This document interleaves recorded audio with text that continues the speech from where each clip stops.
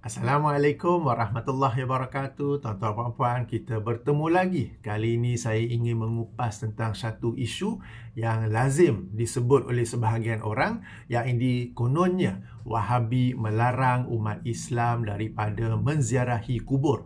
Apakah benar dakwaan tersebut? Jadi tuan-tuan dan puan, sebelum menjelaskan perkara ini, beberapa poin sebagai pendahuluan, sebagai mukadimah. Yang pertama, siapa dan apakah itu Wahabi?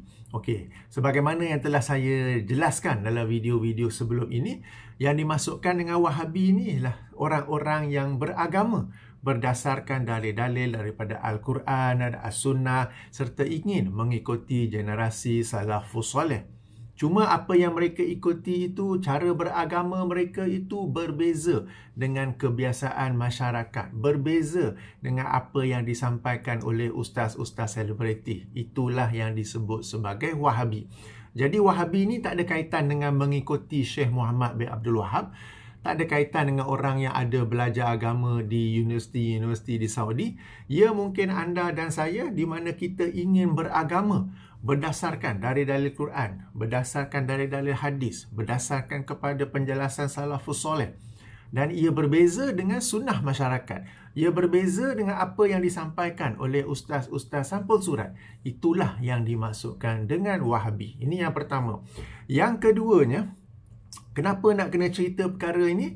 Sebahagian orang awam yang tidak tahu menahu tentang perkara ini, apabila sahaja mereka mendengar sesuatu akidah, sesuatu ibadah yang dilabel sebagai Wahabi, mereka meninggalkannya, mereka menjauhkannya. Sebab ustaz-ustaz selebriti, ustaz-ustaz sampul surat yang menggelar sesuatu keyakinan atau ibadah sebagai Wahabi, mereka sebenarnya ingin menjauhkan umat Islam, ingin menakut-nakutkan umat Islam daripada perkara tersebut. Maka mereka pun, yakni orang awam pun terikut-ikut sama dan menjauhi diri mereka daripada keyakinan ataupun ibadah itu, tanpa mereka sedari bahawa di sebalik keyakinan dan ibadah itu terdapat firman Allah Subhanahu Wa Taala, terdapat hadis Nabi sallallahu alaihi wasallam yang dijadikan dalil, yang dijadikan hujah.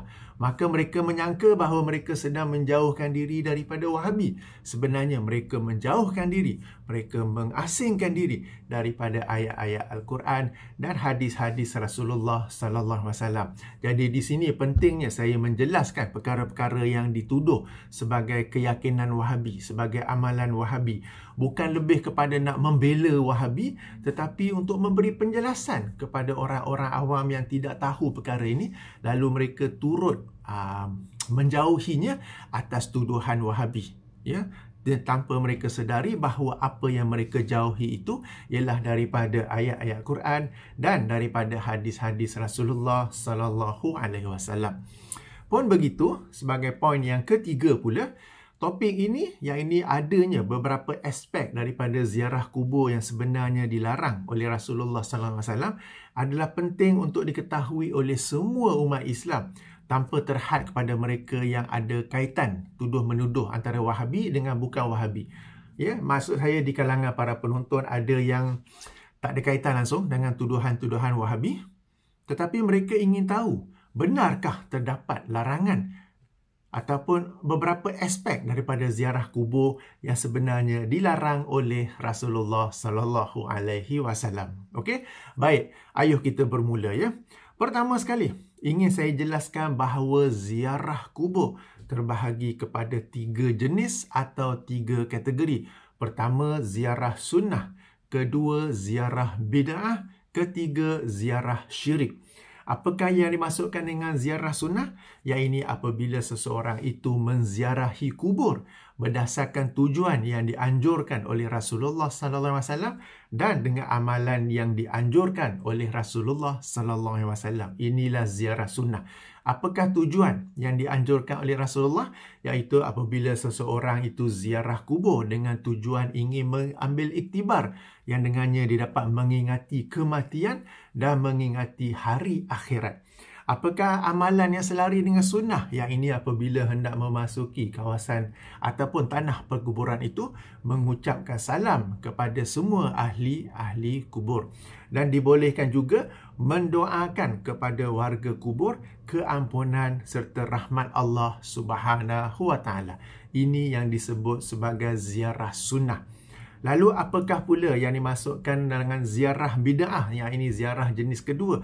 Yang ini apabila seseorang itu ziarah kubur dengan tujuan menjadikannya sebagai pusat ibadahnya. Dia beribadah kepada Allah, tetapi dia ingin melakukan ibadah itu di kubur dengan keyakinan di kubur itulah tempat yang terbaik, tempat yang lebih baik untuk dia melakukan amal ibadah. Kerana di sana dia dapat bertabaruk, mengambil berkat daripada ahli kubur yang yakininya adalah seorang yang soleh, seorang wali, seorang tok guru, seorang syekh dan seorang nabi dan sebagainya. Lalu dia beribadah di sana. Dia beribadah kepada Allah. Dia beribadah kepada Allah, tapi dia memilih kubur itu sebagai pusat, sebagai tempat dia melakukan aktiviti ibadah itu kerana adanya keyakinan beribadah di sana adalah lebih istimewa. Dia beribadah di sana kerana dapat bertabaruk dengan syekh itu yang telah meninggal dunia. Dan dia dapat menggunakan tempat itu bagi mendekatkan dirinya kepada Allah dan menggunakan tempat itu sebagai satu syafaat di sisi Allah. Ini yang dimasukkan dengan ziarah bid'ah. Kenapa disebut sebagai bid'ah? Kerana tujuan-tujuan dia ziarah kubur itu tidak selari dengan sunnah Rasulullah sallallahu alaihi wasallam. Ia merupakan sesuatu yang baharu berbanding dengan sunnah Rasulullah sallallahu alaihi wasallam tentang ziarah kubur. Bahkan bukan sahaja baharu, ianya bertentangan dengan dalil-dalil Al-Quran dan As-Sunnah. Kenapa dikatakan bertentangan? Baik, sedikit penjelasan ya. Okey. Apabila kita nak berkata sesuatu tempat ataupun sesuatu insan itu diberkati sehingga kita boleh mengambil berkat daripadanya, hendaklah ia berdasarkan dalil daripada Al-Quran dan As-Sunnah. Kerana keberkatan itu adalah milik Allah. Dan apabila kita nak kata seseorang insan ataupun sesuatu tempat itu diberkati, hendaklah ia berdasarkan dalil. Sebagai contoh, insan yang diberkati oleh Allah SWT ialah Rasulullah sallallahu alaihi wasallam. Kerana itu dalam banyak hadis-hadis yang sahih, para sahabat berebut-rebut untuk mengambil berkat daripada peninggalan baginda. Adapun sesudah baginda wafat, okey, orang-orang tidak pula mengambil berkat daripada para sahabat Rasulullah sallallahu alaihi wasallam, meskipun mereka adalah insan-insan yang memiliki keutamaan sangat banyak, seperti Abu Bakar, seperti Uthman, seperti Umar, seperti Ali bin Abi Talib, seperti 10 sahabat yang dijanjikan syurga, seperti para sahabat yang terlibat dalam perang Badar, ahli perang Badar. Mereka memiliki keutamaan, tetapi umat Islam pada zaman itu, yang ini selepas wafatnya Rasulullah SAW, tidak pula pergi mengambil berkat daripada peninggalan mereka. Ya, sebab satu-satunya insan yang confirm diberkati oleh Allah Subhanahu Wa Taala ialah Rasulullah SAW. Demikian juga kalau kita rujuk kepada tempat yang diberkati oleh Allah ialah Kaabah ataupun Baitullah. Sebab itulah kalau ikut sunnah Rasulullah SAW, kita mencium Hajar Aswad. Padahal batu saja tu, tapi ia sesuatu yang memiliki dalil.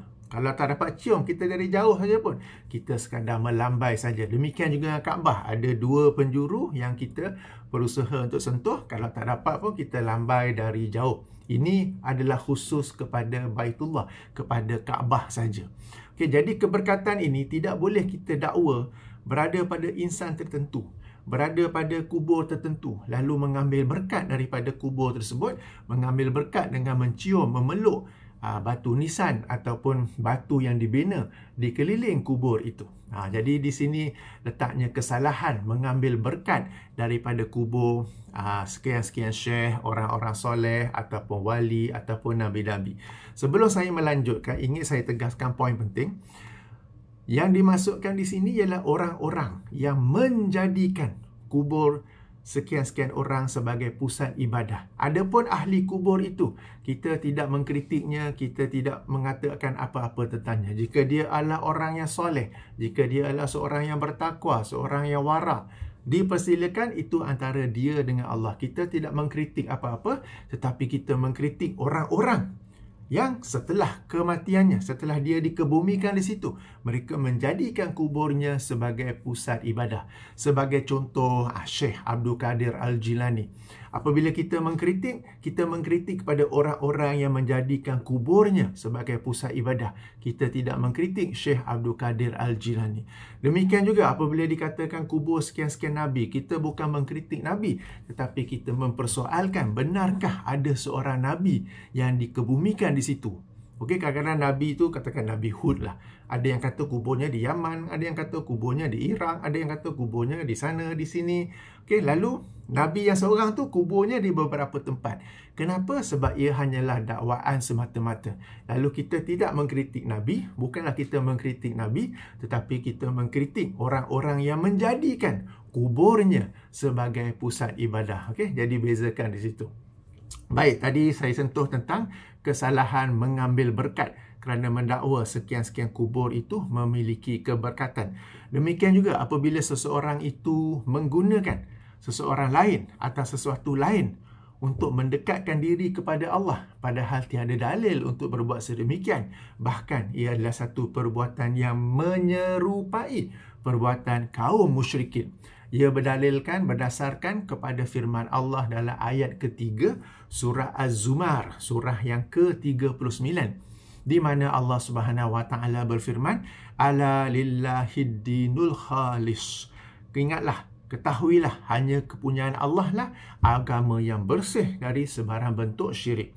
Wallazina takhazu min dunihi awliya, dan orang-orang yang mengambil selain daripada Allah sebagai wali-wali. Aulia ini ialah plural bagi wali, maknanya wali-wali. Mereka ni bila ditegur, mereka berhujah apa? Ma na'buduhum illa liyuqarribuna ilallahi zulfa. Kami tidak menyembah mereka, melainkan supaya mereka mendekatkan kami kepada Allah dengan sedekat-dekatnya. Tuan-tuan dan puan-puan, saya ulangi. Ayat yang ketiga surah Az-Zumar ini merujuk kepada perbuatan, merujuk kepada keyakinan orang-orang musyrik. Tetapi hendaklah kita fikir kenapa Allah mengemukakannya. Kenapa Allah menyebut tentang apa yang mereka buat ini di dalam Al-Quran? Ialah supaya kita umat Islam tidak menyerupai cara mereka beribadah, yang ini menggunakan seseorang ataupun sesuatu sebagai jalan, sebagai cara untuk mendekatkan diri kepada Allah Subhanahu wa taala. Jika kita hendak mendekatkan diri kepada Allah, lakukanlahnya berdasarkan apa yang Allah dan Rasulnya sebut. Yang ini dengan mentaati Allah dan Rasulnya, dengan bertakwa pada Allah dan Rasulnya, dan dengan melakukan amalan-amalan yang sahih, lagi original, berasal daripada Allah dan Rasulnya. Okey, adakah menggunakan kubur untuk mendekatkan diri kepada Allah SWT? Ia bukanlah sesuatu yang disyariatkan, bahkan boleh pula menyerupai perbuatan kaum musyrikin. Demikian juga poin ketiga, apabila seseorang itu menggunakan kubur sebagai pusat ibadah, kononnya bagi mendapatkan syafaat di sisi Allah daripada ahli kubur itu. Ini satu lagi kesalahan, kerana seseorang itu tidak dapat memberi syafaat melainkan dengan izin Allah Subhanahu wa taala. Dalam ayatul kursi yang kita biasa baca, salah satu rangkap di dalamnya, man zallazi yashfa'u indahu illa biizni. Tidak ada yang dapat memberi syafaat di sisi Allah tanpa izinnya. Okey, jadi sekali lagi saya ulangi. Kategori kedua ialah ziarah bid'ah. Kenapa disebut sebagai ziarah bid'ah? Kerana seseorang itu dia ziarah kubur bukan atas tujuan, bukan dengan amalan yang diajar oleh Rasulullah SAW, tetapi dia membuat sesuatu yang baharu, yang berbeza dengan apa yang Rasulullah SAW ajarkan, bahkan menyelisihi juga dengan dalil-dalil Al-Quran dan As-Sunnah yang lain. Yang ini apa yang mereka buat? Mereka menjadikan kubur si fulan ini, orang-orang yang mereka yakini adalah orang soleh, seorang wali, seorang tok guru, seorang syekh, seorang nabi. Lalu mereka menjadikan kubur mereka itu sebagai pusat ibadah. Mereka ini beribadah kepada Allah, tetapi mereka menggunakan kuburnya itu sebagai pusat melakukan amal ibadah itu, atas keyakinan adanya keistimewaan di kubur tersebut, dapat bertabaruk kepadanya, dapat menjadikan kubur itu lebih mendekatkan diri mereka kepada Allah dan untuk mendapat syafaat di sisi Allah. Jadi mereka ini tidak syirik, sebab mereka masih beribadah kepada Allah, tetapi hendaklah berhati-hati kerana apa yang mereka lakukan itu sebenarnya membuka jalan untuk perlahan-lahan menghampiri syirik, sehingga akhirnya berlakulah syirik. Baik, kita masuk kepada ziarah kategori ketiga. Apakah itu? Ziarah syirik. Yang ini apabila seseorang itu ziarah kubur dan menjadikan kubur itu sebagai pusat ibadah, dan dia benar-benar beribadah kepada tuan kubur, atau kerana ahli kubur tersebut, seperti dia sujud kepadanya, seperti dia bersolat kepadanya, seperti dia berdoa memohon kepada ahli kubur tersebut, seperti dia tawaf di sekeliling kubur itu, dan dia melakukan sembelihan untuk ahli kubur itu. Inilah yang disebut sebagai ziarah, bukan zikir, sebut sebagai ziarah yang syirik. Jadi tuan-tuan dan puan-puan, bezakan 3 ziarah sunnah. Apakah ziarah sunnah? Seseorang itu ziarah dengan tujuan dan amalan yang dilakukan ketika ziarah itu selari dengan anjuran Rasulullah sallallahu alaihi wasallam. Ziarah bid'ah pula, dia buat perkara-perkara yang baharu, seperti beramal ibadah di sana, menjadikan ia pusat ibadah. Dia masih lagi beribadah kepada Allah, tetapi dia meyakini jika ibadah itu dilakukan di sisi kubur si fulan, ia lebih utama, ia lebih diterima oleh Allah SWT, ia lebih mendapat ganjaran yang berganda-ganda di sisi Allah SWT.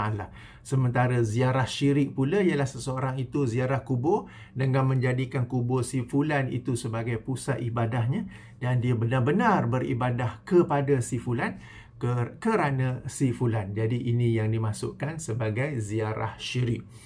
Baik, di sini mesti di kalangan tuan-tuan puan-puan ada yang tertanya-tanya, kenapa saya katakan saya guna istilah pusat beribadah?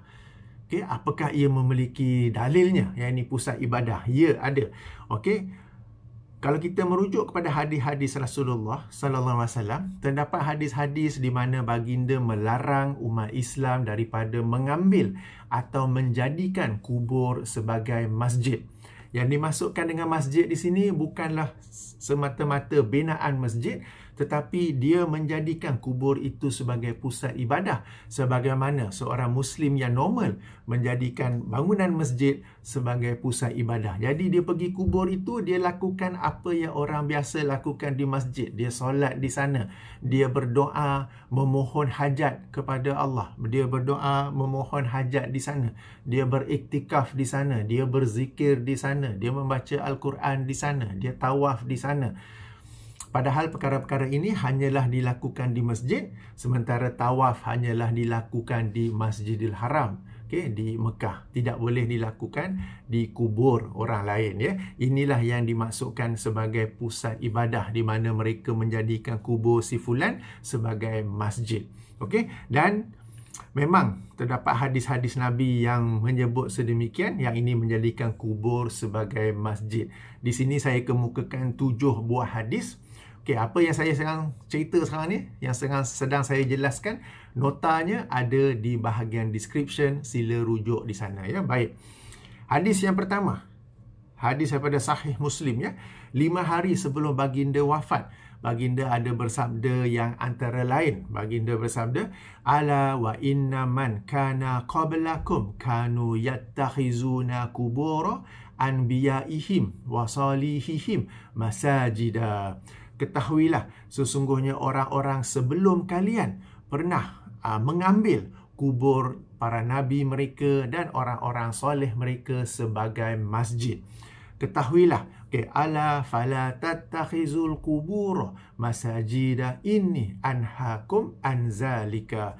Ketahuilah, maka janganlah mengambil kubur sebagai masjid. Sesungguhnya aku melarang kalian daripada yang sedemikian itu. Ya, hadis Sahih Muslim. Jadi perhatikan bagaimana Rasulullah SAW menerangkan bahawa terdapatnya perbuatan orang-orang sebelum kalian, yang ini sebelum para sahabat, yang menjadikan kubur orang-orang soleh mereka, para nabi mereka sebagai masjid. Yang dimasukkan dengan masjid di sini taklah semestinya ada binaan masjid, tetapi mereka menjadikannya sebagai satu pusat ibadah, seolah-olah ia adalah masjid. Kemudian Rasulullah SAW melarang kita, umat baginda, daripada menjadikan kubur sebagai masjid. Okey, hadis kedua.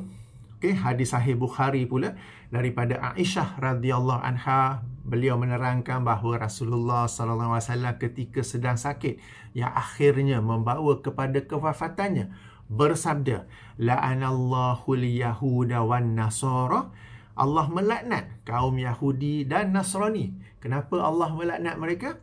Ittakhazu kubur anbiyaihim masajida, kerana mereka tu mengambil kubur para nabi mereka sebagai masjid. Okey. Okey, hadis-hadis ni menyebut masjid. Saya sebut sebagai apa? Pusat ibadah. Kenapa saya sebut pusat ibadah? Kerana saya bimbang hadis-hadis ini di kalangan para penonton mungkin ada yang pertama kali mendengar tentangnya. Sebab hadis-hadis ini pada pengamatan saya jarang disampaikan oleh ustaz-ustaz selebriti. Jarang disampaikan oleh ustaz-ustaz sampul surat. Kenapa? Kalau disampaikan tak jadi selebriti lah dah. Kalau disampaikan tak dapat sampul surat lah dah. Jadi mungkin sebahagian orang jarang-jarang mendengarnya. Lalu jika saya sebut masjid-masjid, akan berlaku salah faham bahawa saya melarang orang daripada menghadiri masjid. Padahal yang dimaksudkan ialah melarang orang daripada menjadikan kubur sebagai masjid. Lalu saya sebut dengan istilah yang lain, yang ini menjadikan kubur sebagai pusat ibadah. Okey, sebagai pusat ibadah. Baik, hadis pertama Rasulullah melarang. Hadis kedua Rasulullah menyebut bahawa Allah melaknat orang yang menjadikan kubur sebagai masjid. Hadis ketiga pula sahih Bukhari juga, Rasulullah sallallahu alaihi wasallam bersabda, qatalallahu al-yahuda ittakhazu qubur anbiyaihim masajida. Allah memerangi. Okey, Allah declare war, Allah mengisytiharkan perang, okey, ke atas orang-orang Yahudi kerana mereka mengambil kubur para nabi mereka sebagai masjid. Okey. Ini yang saya kata bukan sekadar larangan biasa-biasa, tetapi larangan yang kita kata memang tegas. Mula-mula Rasulullah larang, kemudian Rasulullah menyebut Allah melaknat. Hadis ketiga ni Allah memerangi. Alright. Hadis keempat pula. Hadis keempat daripada Musnad Ahmad ya. Wa'lamu, okay, Rasulullah sallallahu alaihi wasallam bersabda, wa'lamu anna syiraran nasi allazina yattakhazunal kubura masajid. Ketahuilah bahawasanya seburuk-buruk manusia adalah mereka yang menjadikan kubur sebagai masjid. Okay, kali ni seburuk-buruk manusia pula. Jadi satu larangan yang sangat berat ya. Hadis yang kelima pula. Okey. Hadis kelima daripada Sahih Al-Bukhari, Aisyah radhiyallahu anha menerangkan bahawa Ummu Habibah dan Ummu Salamah menceritakan tentang gereja yang mereka lihat di Habasyah. Yang ini pada hijrah yang pertama, sebahagian umat Islam ada yang pergi ke Habasyah. Sekarang disebut sebagai Ethiopia. Ketika situ, Ethiopia ini agama rasminya ialah agama Nasrani. Okey. Lalu di dalamnya terdapat gambar-gambar. Mereka tengok dalam gereja tu ada gambar-gambar. Mereka berdua menceritakannya kepada Nabi sallallahu alaihi wasallam. Maka baginda bersabda, "Inna ulaika iza kana fihim rajulus salihu famata banu ala qabrihi masjidan wa suwaru fihi tilka suwara faulaika syirarul khalqi indallahi yaumal qiyamah." Sesungguhnya mereka, gambar-gambar tu ialah orang-orang yang apabila, sesungguhnya mereka, yang ini kaum Nasrani di Habasyah itu, ialah orang-orang yang apabila seseorang lelaki yang soleh di kalangan mereka meninggal dunia, mereka membina di atas kuburnya masjid. Kali ini membina masjid. Okay? Dan membuat gambar di dalamnya, gambar orang-orang soleh tersebut. Okay? Mereka membuat gambar-gambar orang soleh tersebut. Maka mereka ialah seburuk-buruk makhluk di sisi Allah pada hari kiamat. Okey, sekali lagi ditegaskan, seburuk-buruk makhluk di sisi Allah pada hari kiamat. Hadis ke-6 pula, riwayat Imam Ahmad dengan sanad yang dinilai qawi oleh Syekh Shu'aib Arnaud dan rakan-rakan. Qawi ni satu darjat yang lebih tinggi daripada Hasan, rendah sikit daripada Sahih. Duduk antara Sahih dengan Hasan ialah darjat qawi ya. Di mana Rasulullah sallallahu alaihi wasallam berdoa, Allahumma la taj'al qabri wasanan. Ya Allah, janganlah engkau jadikan kuburku sebagai berhala. Kenapa baginda bersabda sedemikian? Okey, sebab baginda tahu bagaimana perbuatan umat-umat sebelum baginda, di mana mereka telah menjadikan kubur para nabi mereka sebagai masjid, sebagai tempat ibadah, sebagai pusat ibadah. Lalu mereka betul-betul beribadah kepada ahli kubur, betul-betul berdoa kepada ahli kubur, dan ini yang dimaksudkan sebagai menjadikan kubur sebagai berhala. Maka Rasulullah bimbang, kubur baginda juga akan dijadikan berhala oleh umat baginda selepas baginda wafat. Lalu baginda berdoa, Allahumma la taj'al qabri wathanan.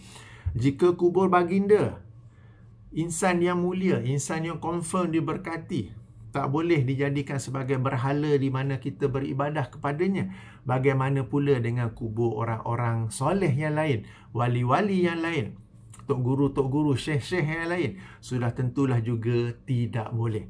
Tuan-tuan dan puan-puan, menyebut tentang amalan kaum terdahulu, dikatakan bahawa perkara ini sebenarnya bermula daripada kaum Nabi Nuh. Okey, daripada kaum Nabi Nuh, yang ini apabila orang-orang soleh di kalangan mereka meninggal dunia, orang-orang yang masih hidup membuat patung dan melukis gambar sebagai mengingati orang yang telah meninggal dunia itu. Tetapi lambat laun, sedikit sebanyak, sikit, akhirnya mula-mula sekadar buat gambar, mula-mula sekadar buat patung untuk menghormati, untuk mengingati orang yang telah meninggal dunia itu, orang soleh yang telah meninggal itu. Tetapi lama-kelamaan, orang mula memuja, orang mula menyembah kubur tersebut, ya. Sebab tuan-tuan dan puan, perkara yang kaitan dengan bid'ah dan syirik ni, ia tidak berlaku serta-merta. Ya, sikit, lama-lama jadi bukit. Okay, daripada kaum Nabi Nuh lagi, dan ia berterusan kepada kaum Nabi-Nabi lain, dan baginda bimbang ia juga akan dilakukan oleh umat baginda sendiri. Sebab itulah baginda berdoa, Allahumma la taj'al qabri wathanan. Baik, hadis yang ketujuh. Okey, hadis yang ketujuh ni riwayatnya dhaif. Okey, tetapi dhaif yang ringan dapat dikemukakan atas tujuan at-targhib wa tarhib, di mana Abdullah ibnu Abbas diriwayatkan berkata bahawa la'ana Rasulullah sallallahu alaihi wasallam zairatil kuburi wal muttakhizina 'alaihal masajida wasuruja. Rasulullah sallallahu alaihi wasallam diriwayatkan, kenapa diriwayatkan? Sebab sanadnya dhaif, melaknat wanita yang sering menziarahi kubur, zairatil kubur. Zairat ini berkata Imam Al-Qurtubi maksudnya sering ataupun kerap ziarah kubur. Jika sekadar ziarah kubur dengan kekerapan biasa-biasa, tidak termasuk dalam hadis ini, ya. Dan orang-orang yang menjadikan masjid dan lampu-lampu di atasnya. Menjadi perbincangan di kalangan para ulama, apa yang dimaksudkan dengan lampu-lampu ni? Kenapa pula Rasulullah melaknat orang yang pasang lampu atas masjid? Ada yang kata sebab pasang lampu tu kerana dia nak beribadah di sana sepanjang malam. Okay, padahal ziarah kubur ni 10-15 minit cukup dah, tak payah sepanjang malam. Ada juga yang berkata lampu-lampu ini kerana ia dapat menarik perhatian ke orang-orang lain. Orang awam yang tak tahu sedang jalan-jalan nampak ada lampu-lampu di kubur, maka mereka pun pergi tengok apa cerita ada lampu ni. Lalu orang-orang yang sedang beribadah di sana ajak mereka, orang awam yang tidak tahu ni, untuk turut beribadah, kerana ini kononnya kubur wali, ini kononnya kubur orang soleh. Maka orang awam tadi pun terjebak sama dalam perbuatan yang salah itu. Jadi lampu-lampu ini adalah hiasan yang attract attention, menarik perhatian orang awam kepada kubur. Maka berdasarkan kaedah qiyas, ia merujuk kepada apa jua hiasan yang dapat menarik perhatian orang awam ke arah kubur. Dia dilarang daripada perkara itu. Jadi tuan-tuan dan puan-puan, sekali lagi, ya, saya kemukakan 7 hadis tadi, di mana kesemua 7 hadis itu Rasulullah SAW melarang dengan tegas. Kenapa saya kata tegas? Baginda hadis pertama sebut larangan, hadis kedua menyebut Allah melaknat, hadis ketiga menyebut Allah memerangi, hadis keempat menyebut seburuk-buruk manusia. Jadi ini adalah satu larangan yang begitu tegas, satu perbuatan yang sangat buruk. Apakah itu? Menjadikan kubur sebagai masjid. Apakah maksud menjadikan kubur sebagai masjid? menjadikan kubur sebagai pusat ibadah. Mereka beribadah di sana sebagaimana orang-orang kita yang normal beribadah di dalam binaan masjid yang biasa. Mereka solat di sana, mereka berdoa memohon hajat di sana, mereka beriktikaf di sana, mereka berzikir di sana, mereka membaca Al-Quran di sana, mereka tawaf di sana, mereka melakukan sembelihan di sana. Di kalangan mereka ada yang melakukannya semata-mata untuk menjadikan ia sarana untuk mendekatkan diri kepada Allah. Mereka masih lagi beribadah kepada Allah, mereka menjadikan kubur itu sebagai sarana, sebagai wasilah untuk mendekatkan diri kepada Allah, untuk mendapat syafaat di sisi Allah, untuk mendapat keberkatan daripada ahli kubur. Ini sebut sebagai ziarah, bukan zikir, sebagai ziarah yang bid'ah. Tetapi perkara ini lambat laun akan mengarahkan juga kepada perbuatan syirik, di mana adanya orang-orang yang ziarah kubur, mereka benar-benar ziarah untuk beribadah kepada ahli kubur atau kerana ahli kubur, maka berlakulah syirik di sana, ya. Jadi Rasulullah SAW telah melihat perkara ini berlaku pada umat-umat sebelum baginda, dan baginda tidak mahu ia berlaku kepada umat baginda pula. Umat sebelum baginda mereka telah melakukannya, baginda tidak mahu ia berlaku pula kepada umat Muhammad sallallahu alaihi wasallam. Sebab tu baginda melarangnya, dan baginda melarangnya dengan tegas, ya. Bahkan, ya, kalau kita mengkaji hadis-hadis yang lain, kita akan dapati Rasulullah sallallahu alaihi wasallam bukan sekadar melarang menjadikan kubur sebagai pusat ibadah, tapi baginda juga menutup semua jalan-jalan yang mengarah kepada menjadikan kubur sebagai pusat ibadah. Kerana itulah kita lihat baginda dalam hadis-hadis yang lain pula melarang membuat sebarang bentuk binaan di atas kubur. Bahkan jika ada binaan pun, baginda mengarahkan agar binaan itu dirobohkan, dibinasakan. Tak kisah ada orang yang menjadikan kubur itu sebagai pusat ibadah ataupun tidak. Kerana pada awalnya mungkin tidak ada, tetapi kemudiannya ada. Perkara ini ada saya jelaskan dalam video yang berasingan. Link saya bagi di bahagian description. Demikian juga apabila Rasulullah SAW menganjurkan umat Islam untuk ziarah kubur, ziarah yang sunnah, baginda juga pada waktu yang sama ada memberi beberapa peringatan tentang adab-adab ziarah kubur, supaya dalam rangka ziarah kubur, ziarah yang sunnah itu, umatnya tidak pula terjebak dalam perbuatan yang boleh membawa, boleh mengarah, boleh membuka pintu ke arah ziarah yang dilarang. Maka awal-awal lagi baginda telah melarang tentangnya. Ini telah saya jelaskan dalam sebuah video yang lain tentang adab-adab ziarah kubur. Okay, link saya bagi di bahagian description. Okey, jadi tuan-tuan dan puan, kenapa fokus pada kubur ni? Kerana kubur ini adalah tempat yang banyak berlakunya syirik, banyak berlaku perkara-perkara mungkar, banyak berlaku perkara-perkara khurafat. Ia telah berlaku daripada zaman umat-umat sebelum kita, daripada zaman umat Nabi Nuh lagi, dan ia juga Rasulullah tahu akan berlaku kepada umat baginda. Dan ternyata sebagaimana gambar-gambar, video-video yang ada tersebar di media sosial, ia juga berlaku kepada umat Muhammad sallallahu alaihi wasallam. Okey, jadi kembali kepada soalan awal, soalan asal kepada tajuk video ini, benarkah Wahabi melarang umat Islam daripada ziarah kubur? Jawapannya bukan Wahabi, tetapi Rasulullah sallallahu alaihi wasallam yang melarang umatnya daripada ziarah kubur. Bukan ziarah kubur secara total, tetapi ziarah kubur yang merupakan ziarah bid'ah ataupun ziarah syirik. Adapun ziarah yang selari dengan tujuan yang disebut oleh Rasulullah sallallahu alaihi wasallam, dengan amalan yang disebut oleh Rasulullah sallallahu alaihi wasallam, itu bukanlah larangan yang dimasukkan, tetapi larangan yang dimasukkan ialah apabila orang itu ziarah kubur dengan tujuan menjadikan kubur itu sebagai pusat ibadah. Tuan-tuan dan puan yang dirahmati Allah, bagi sebahagian orang, dia dalam rangka beribadah, dalam rangka berdoa, dia rasa tak syok, dia rasa tak power bila dia beribadah di masjid. Dia nak beribadah di kubur juga. Dalam rangka berdoa, dia tahu hadis-hadis Nabi SAW yang menganjurkan kita, yang menerangkan keutamaan berdoa pada malam, pada baki 1/3 malam, berdoa ketika puasa, berdoa ketika berbuka puasa, berdoa ketika sujud, berdoa ketika tasyahud akhir sebelum memberi salam. Dia tahu saat-saat, masa-masa yang dikatakan doa itu dimakbulkan. Dia tahu. Tapi dia rasa tak power. Tapi kalau dia berada di sisi kubur si fulan, yang dia yakini seorang tok guru, seorang syekh, seorang wali, di situ baru dia rasa ada power dalam melakukan ibadah. Ada power dalam rangka berdoa. Solat berjamaah di masjid di surau, 27 darjat, 27 kelebihan je. Aku rasa kat masjid dekat kubur ni 50 kelebihan. Okey. Doa dalam sujud, tak habis lah. Aku sujud kepada ahli kubur, aku berdoa pada ahli kubur, lagi power. Jadi mereka ini ada satu keyakinan bahawa beribadah di kubur itu sebenarnya adalah tempat yang terbaik. Mereka inilah yang disebut sebagai al-kuburiyun. Kenapa disebut kuburiyun? Mereka menjadikan kubur itu sebagai pusat ibadah mereka. Kita sebut sebagai apa? Kubur sentrik. Okey, kubur sentrik ya.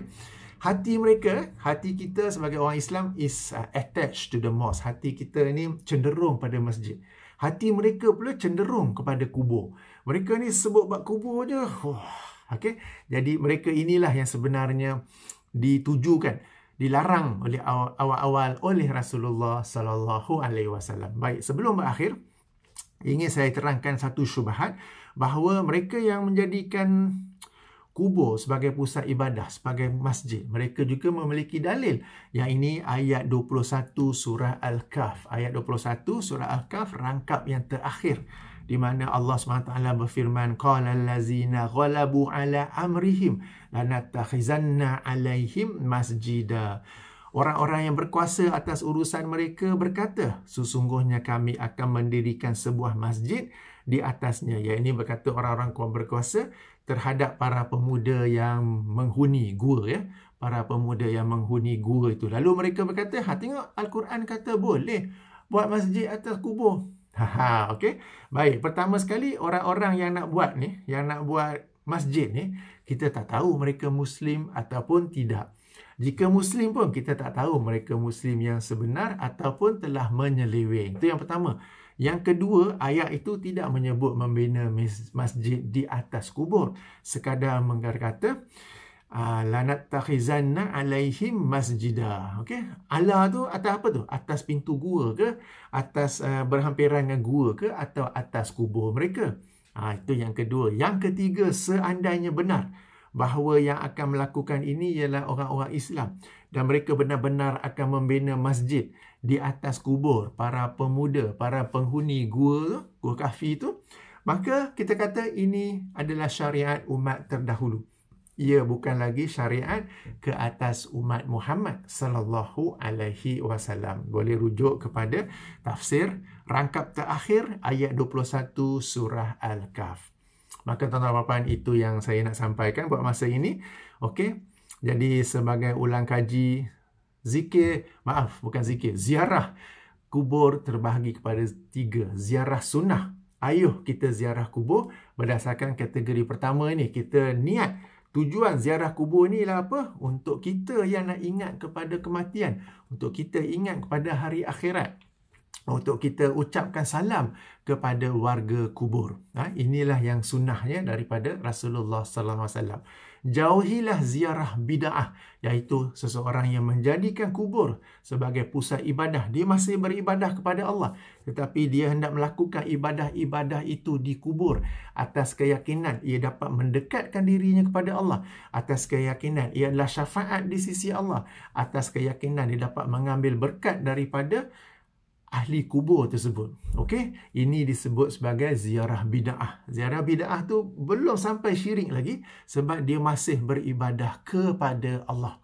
Alright, tetapi ia disebut bid'ah kerana dia melakukan ziarah bukan berdasarkan tunjuk ajar Rasulullah sallallahu alaihi wasallam. Ia sesuatu yang baharu berbanding sunnah Rasulullah sallallahu alaihi wasallam. Bahkan ialah sesuatu yang menyelisihi ayat-ayat Quran dan hadis-hadis yang lain.